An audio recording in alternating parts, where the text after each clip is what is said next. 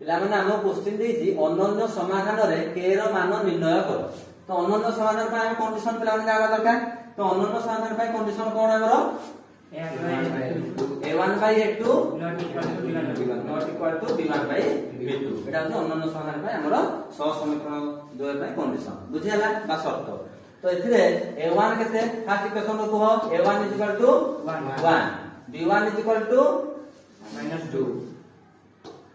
b1 -2 c1 -3 ସେଇ भला a2 केते 3 b2 c2 -1 बुझियाला। तो हम a1 b1 c1 a2 b2 c2 काटी देले तापर हम कंडीशन रे पकेबा। तो एटा पकेले केते हबो 1/3 इज नॉट इक्वल टू केते हबो -2/k बुझियाला।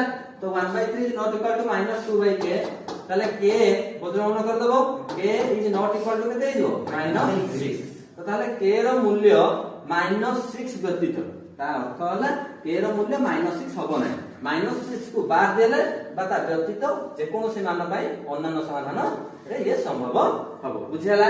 तो k रो मान केते हबोनी -6 हबो नै। तो सेही बात हम पे क्वेश्चन जायगला जे kx - y - 2 0 6x + 2y - 3 0। तो एथिरे तमे बाहर करिवो अन्य समाधान रे तमे k रो मान को निर्णय करिवो। एटा तुम पई होमवर्क।